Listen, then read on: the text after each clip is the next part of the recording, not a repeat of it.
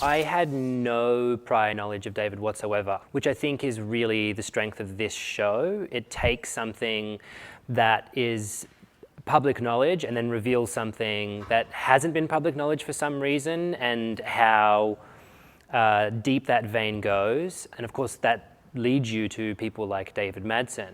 In researching David, I think what I found most interesting about David was he was a very charming, very generous, very compassionate. When they entered his apartment, they found presents that were wrapped for his nieces and nephews 6 months in advance of Christmas. Shame is something that's really gripping the country at the moment. What I spoke with Ryan Murphy about, and Dan Minahan, the director, and Tom Rob Smith, they really wanted to capture the essence of what gay shame does to a person, and that it's very different from all other kinds of shame, in that it's something that is forced into a person from the society and then is internalized by the person.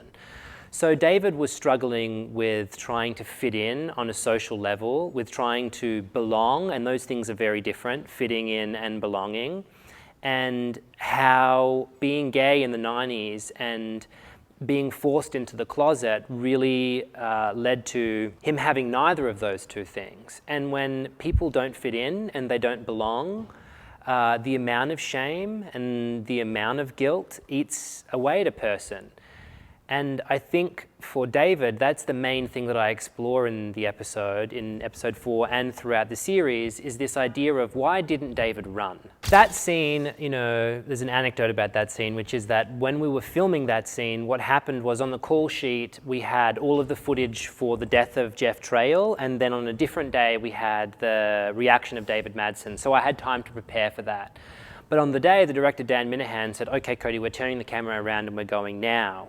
And myself, Darren, Chris, and Finn were all like, "Whoa, that's heavy." And I kind of had a moment of, I don't know that I'm prepared for this as an actor. It's so heavy emotionally. How am I going to go there? Your insecurities as an actor come up. And Dan, who's such an incredible director, said, "This is a man who could never anticipate what's about to happen.